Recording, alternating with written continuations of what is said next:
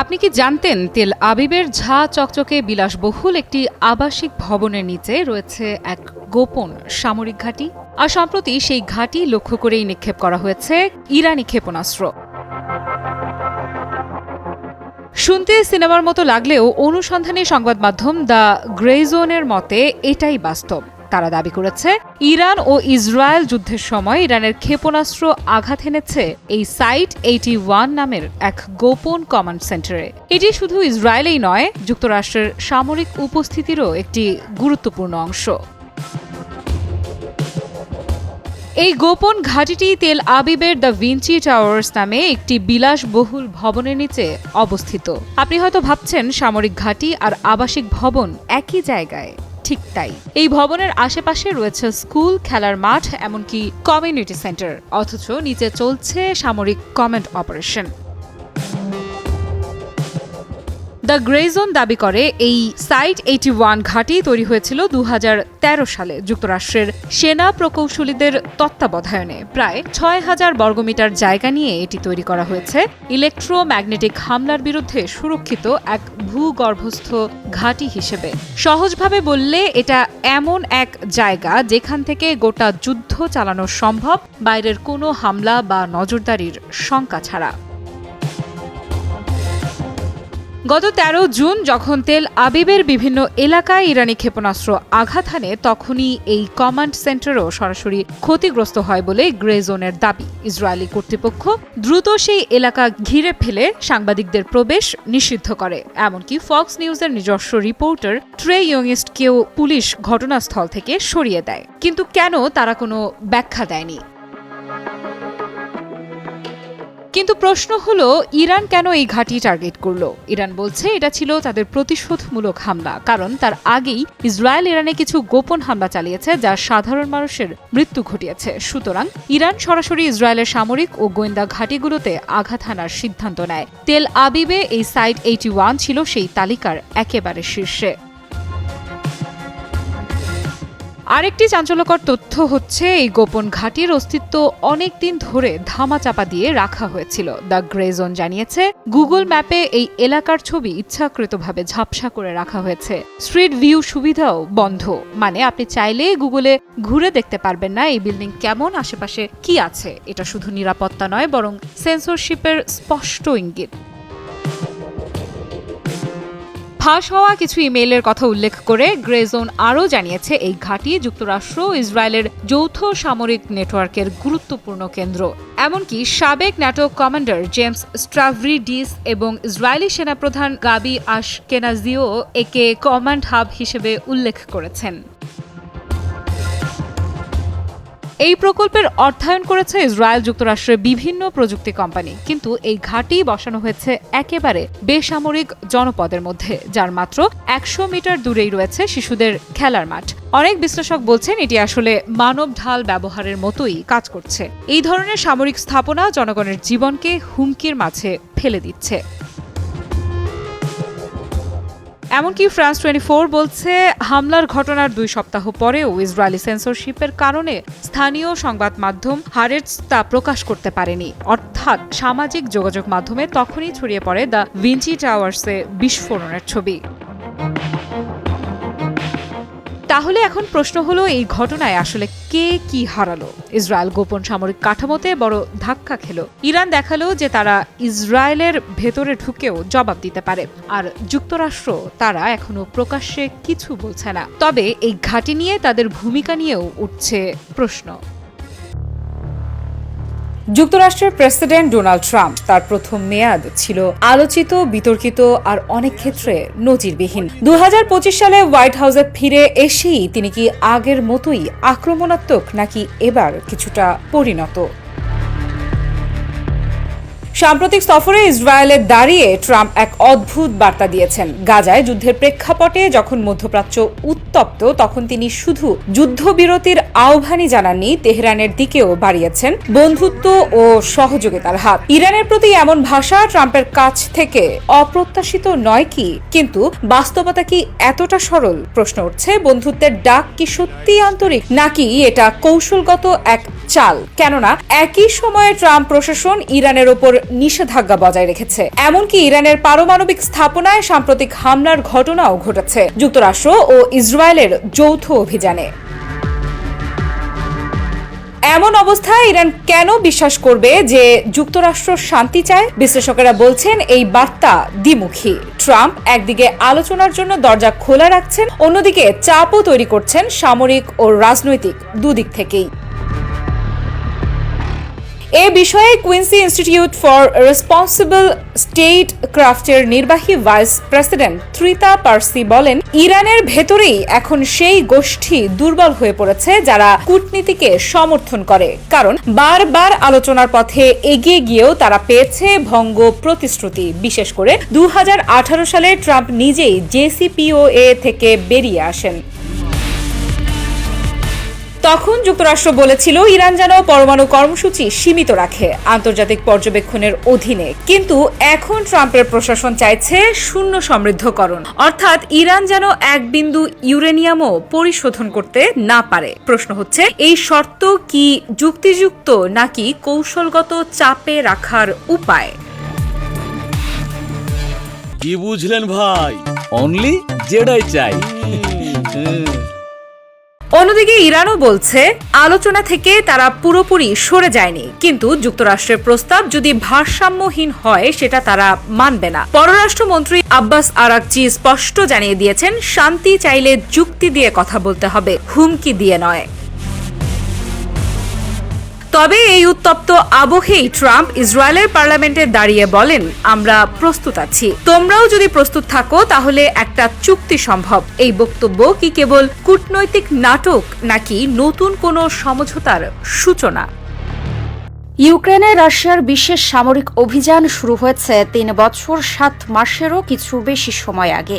এই পুরো সময় জুড়ে বৈশ্বিক রাজনীতি ও নিরাপত্তা পরিস্থিতি আবর্তিত হয়েছে মস্কোর এই পদক্ষেপকে কেন্দ্র করে। এবার নতুন করে আলোচনার জন্ম দিয়েছেন ক্রেমলিনের মুখপাত্র দিমিত্রি পেসকভ। তিনি জানিয়েছেন, রাশিয়া এই অভিযান চালিয়ে যাচ্ছে শুধুমাত্র কোনো বিকল্প না থাকার কারণে, তবে একই সঙ্গে তারা শান্তিপূর্ণ সমাধানের জন্য প্রস্তুত। তবে কি রাশিয়াও যুদ্ধকে টানতে টানতে আজ ক্লান্ত?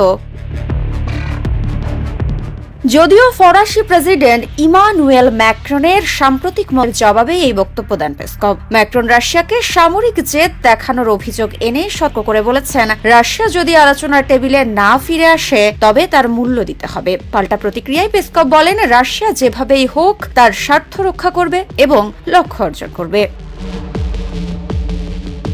বিশ্লেষকদের মতে পেসকভের বিকল্প নেই। মন্তব্যটি শুধুমাত্র যুদ্ধের বাধ্যবাধকতা নয়, বরং এটি রাশিয়ার কৌশলগত অবস্থানকে আরও দৃঢ় করার ইঙ্গিত। তাদের মতে এই অবস্থান ইউরোপের নিরাপত্তা অনিশ্চয়তার সঙ্গে গভীরভাবে সম্পর্কিত। মস্কোর দাবি, ইউক্রেন সংকটের সমাধান তারা রাজনৈতিক ও কূটনৈতিকভাবে চায়, তবে সেটি এমন হতে হবে যাতে রাশিয়ার স্বার্থ ঠিক থাকে।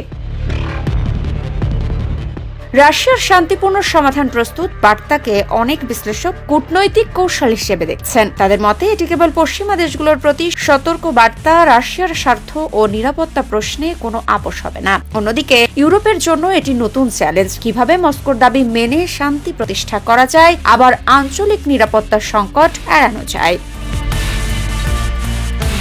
পেসকভ বক্তব্যের শেষাংশে জানিয়েছেন, একভাবে বা অন্যভাবে রাশিয়া তার লক্ষ্য অর্জন করবে। শুধু রাজনৈতিক ঘোষণা নয়, বরং আন্তর্জাতিক কূটনীতিতে এক জটিল শক্তির ভারসাম্য, ডিমান্ড অ্যান্ড সাপ্লাই খেলার প্রতিফলন, যেখানে এক পাশে রাশিয়ার স্বার্থ, অন্য পাশে ইউক্রেনের সার্বভৌমত্ব ও ইউরোপীয় নিরাপত্তা প্রশ্নে উদ্বেগ। আর এটা ওইটা না, কাপড় ধোয়ার একটাই সলিউশন, চাকা অল ইন ওয়ান। সব মিলিয়ে রাশিয়ার সাম্প্রতিক অবস্থান ইঙ্গিত করছে ইউক্রেন যুদ্ধের সমাধান এখনো সহজ নয়। শান্তির পথ খোলা থাকলেও রাশিয়ার শর্ত স্পষ্ট ও শক্ত। এখন প্রশ্ন একটাই, পশ্চিমা দেশগুলো কি কূটনৈতিক চাপ দিয়ে রাশিয়াকে আলোচনার টেবিলে ফিরিয়ে আনতে পারবে, নাকি স্বার্থ রক্ষার অজুহাতে এই অভিযান আরও দীর্ঘায়িত হবে? যুদ্ধের এই বিকল্পহীনতা রাশিয়ার অভ্যন্তরীণ নীতির প্রতিফলন নাকি আন্তর্জাতিক কূটনীতির নতুন চাপের প্রতিচ্ছবি, তার উত্তর সময় দেবে। ইরানের সবচেয়ে বড় শক্তি এই মুহূর্তে কি তা কি জানেন? ইরানের ক্ষেপণাস্ত্রের সক্ষমতা, যাকে এখন ভয় পাচ্ছে ইসরায়েল থেকে শুরু করে যুক্তরাষ্ট্র। আর সে কথাই আরও একবার বর্ণনা করলেন দেশটির সর্বোচ্চ জাতীয় নিরাপত্তা পরিষদের গুরুত্বপূর্ণ প্রতিনিধি সাইদ জালিলি। কে ভেবেছিল একসময় যাদের কাঁটাতার কিনতেও দেয়া হয়নি আজ তারাই তৈরি করছে হাইপারসনিক ক্ষেপণাস্ত্র, যে জাতিকে একসময় শ্বাসরোধ করে রাখতে চেয়েছিল পশ্চিমা নিষেধাজ্ঞা, আজ সেই জাতি নিজ হাতেই লিখছে প্রতিরক্ষা স্বাধীনতার ইতিহাস। বাবুলসার কাউন্টির একটি ছোট শহরে দাঁড়িয়ে ইরানের এই আলোচকের বক্তব্যই আজ যেন ইরানের আত্মবিশ্বাসের প্রতীকী ভাষা। তার কণ্ঠে যেন গর্জে উঠল তেহরানের অদম্য আত্মবিশ্বাস। তাদের ক্ষেপণাস্ত্র উন্নয়ন কোনো বিদেশি করুণা নয়, বরং এটি তাদের নিজস্ব বিশ্বাসের ফল। যে জাতিকে দশকের পর দশক নিষেধাজ্ঞায় শ্বাসরুদ্ধ করে রাখা হয়েছিল, সেই ইরান এখন দাঁড়িয়ে বলছে, আমাদের প্রতিরক্ষা আমাদের হাতেই। সম্প্রতি সাইদ জালিলি বাবুলসারের স্থানীয় এক অনুষ্ঠানে দাঁড়িয়ে খুলে দিলেন ইরানের সামরিক আত্মনির্ভরতার ইতিহাসের পর্দা। তিনি স্মরণ করালেন সেই দিনগুলো যখন ইরানের ওপর এমন নিষেধাজ্ঞা আরোপ করা হয়েছিল যে তাদের কাঁটাতার আমদানি করাও নিষিদ্ধ ছিল। আর আজ সেই একই শত্রুরা আতঙ্কিত ইরানের হাইপারসনিক ক্ষেপণাস্ত্র দেখে, যেগুলোর গতি শব্দের চেয়েও বহুগুণ বেশি আর প্রযুক্তি সম্পূর্ণ দেশীয়।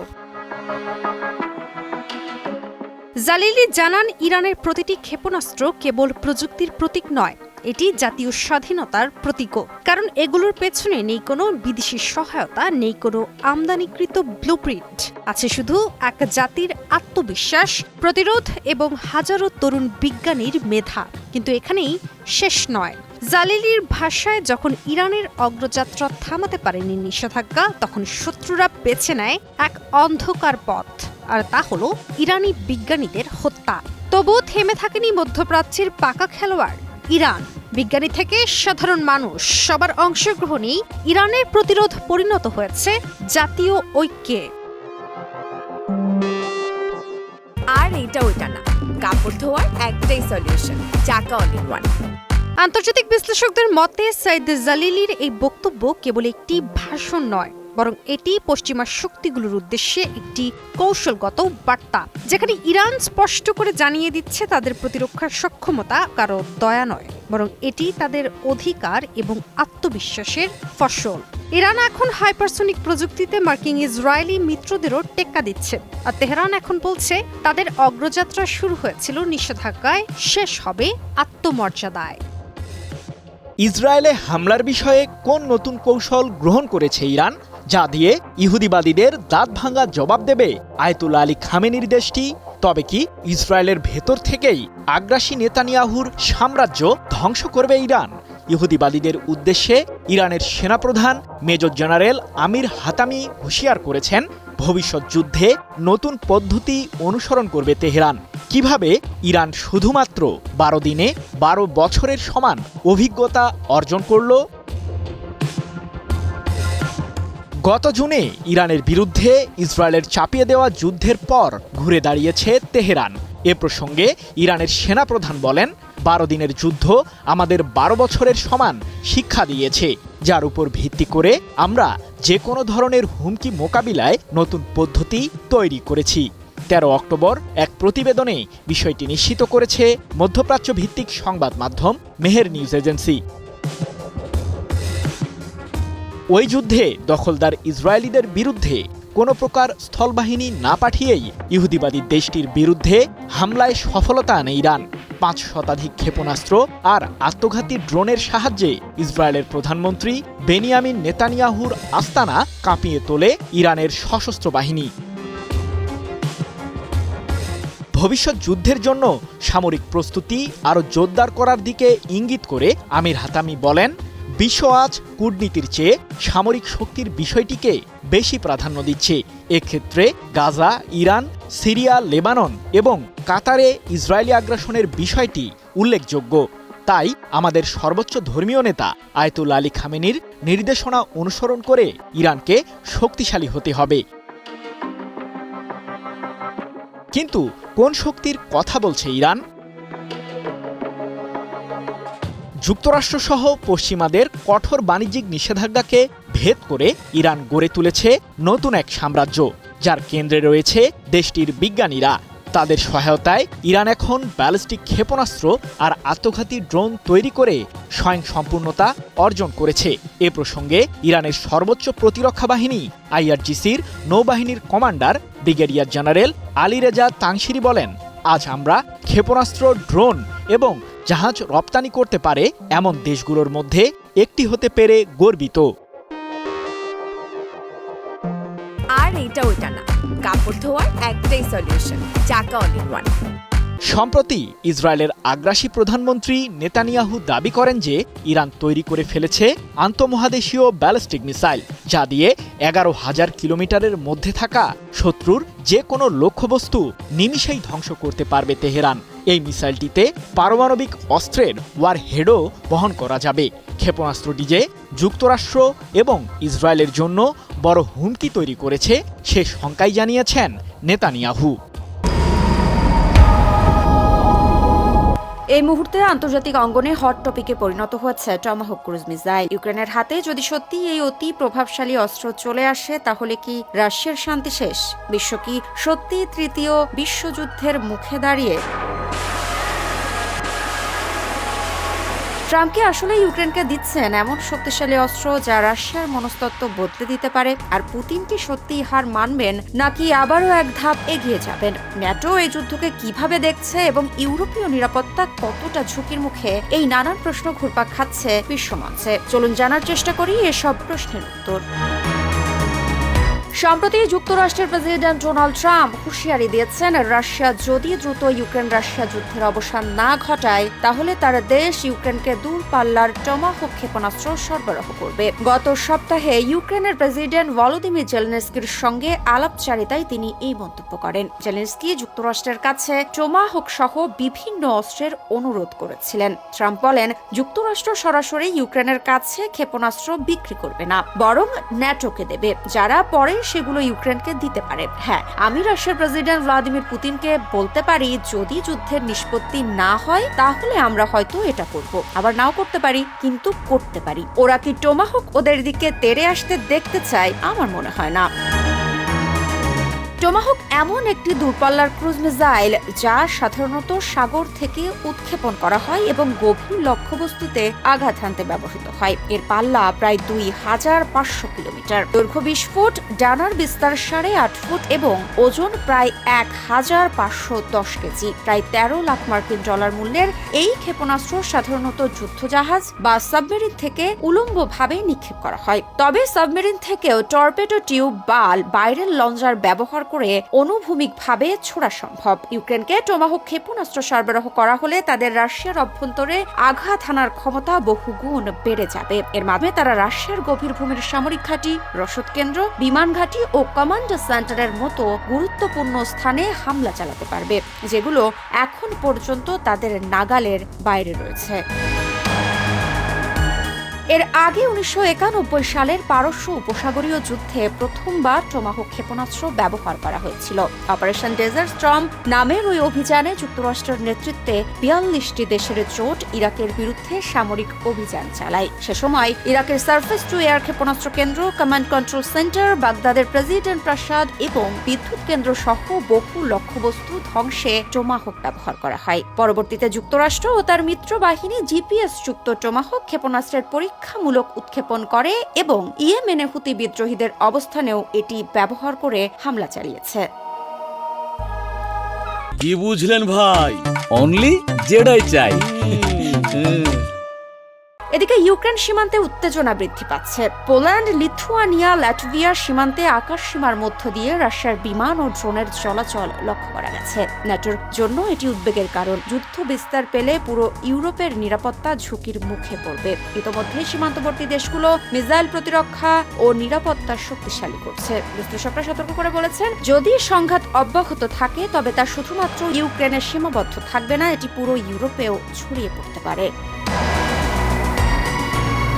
তবে ট্রাম্পের পদক্ষেপ কেবল অস্ত্র সরবরাহ নয়, এটি একটি রাজনৈতিক বার্তাও। যুক্তরাষ্ট্র ইউক্রেনকে সমর্থন দিতে প্রতিশ্রুতিবদ্ধ, কিন্তু একই সঙ্গে রাশিয়ার সঙ্গে সমঝোতারও পথও এখনো খোলা। পুতিনের প্রতিক্রিয়া এই মুহূর্তে অজানা, সম্ভাবনা রয়েছে তিনি আরও শক্তিশালী কৌশল প্রয়োগ করতে পারেন, আর তাই যদি হয় তবে এই যুদ্ধের মাত্রা আরও বেড়েই চলবে।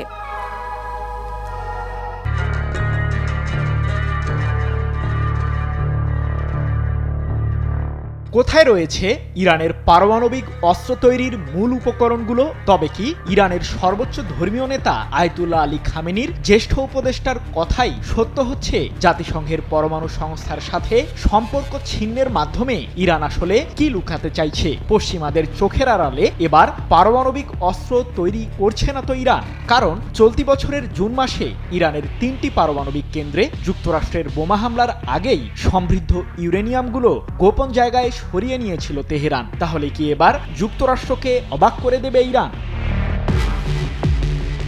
ইরানের উপর নিষেধাজ্ঞা আরোপ করে নিজেদের ঘাড়েই বিপদ চাপিয়ে দিল ফ্রান্স, জার্মানি ও যুক্তরাজ্য সহ পশ্চিমারা। সম্প্রতি জাতিসংঘের নিরাপত্তা পরিষদের মাধ্যমে ইরানের উপর স্ন্যাপব্যাক প্রক্রিয়া জারি করে ইউরোপের ওই 3 দেশ, যার কারণে পুনরায় পশ্চিমাদের বাণিজ্যিক নিষেধাজ্ঞায় পড়ল আয়াতুল্লাহ আলী খামেনির দেশটি। মূলত পশ্চিমাদের অভিযোগ 2015 সালের পরমাণু চুক্তির শর্ত ভঙ্গ করেছে তেহরান। কিন্তু জাতিসংঘকেও জবাব দিতে পিছপা হলো না ইরান। আন্তর্জাতিক এই সংস্থাটির পরমাণু সংস্থা IAEA এর সাথে করা 1968 সালের এনপিটি চুক্তি সাময়িকভাবে প্রত্যাহার করেছে তেহরান, যার ফলে ইরানের পারমাণবিক কর্মসূচি নিয়ে আর মাথা ঘামাতে পারবে না IAEA। তবে এই চুক্তি প্রত্যাহারের ফলে প্রশ্ন উঠেছে ইরানের পারমাণবিক কার্যক্রমকে ঘিরে। তবে কি এবার সামনে আসছে লুকিয়ে রাখা ইরানের ইউরেনিয়ামগুলো?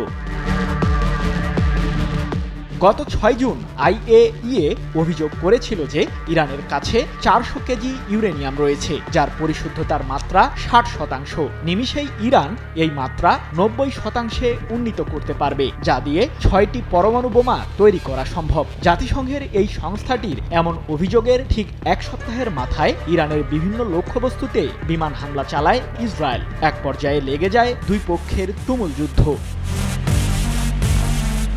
এরপর 22 জুন ইরানের ফোর্দো, নাতানস ও ইস্পাহান পারমাণবিক কেন্দ্রে ইসরায়েলের সমর্থনে বোমা হামলা চালায় মার্কিন কেন্দ্রীয় কমান্ড। ওই হামলার ঠিক পরই যুক্তরাষ্ট্রের প্রেসিডেন্ট ডোনাল্ড ট্রাম্প দাবি করেন পুরোপুরি ধ্বংস হয়েছে ইরানের পারমাণবিক কর্মসূচি। কিন্তু আসলেই কি তাই? আর এটা ওইটা না, কাপড় ধোয়ার একটাই সলিউশন, চাকা অল ইন ওয়ান।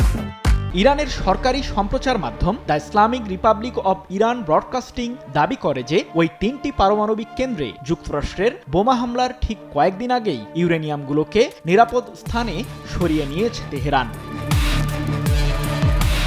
এদিকে ইরানের সর্বোচ্চ ধর্মীয় নেতা আয়াতুল্লাহ আলী খামেনির জ্যেষ্ঠ উপদেষ্টা আলী শামখানি দাবি করে বলেন যে পারমাণবিক স্থাপনা ধ্বংস হলেও আমাদের খেলা শেষ হয়নি, সমৃদ্ধ ইউরেনিয়াম এখনো অক্ষতই রয়েছে। তবে ঠিক কোন জায়গায় রয়েছে পারমাণবিক অস্ত্র তৈরির মূল এই উপকরণগুলো সে বিষয়ে বিস্তারিত জানাননি তিনি।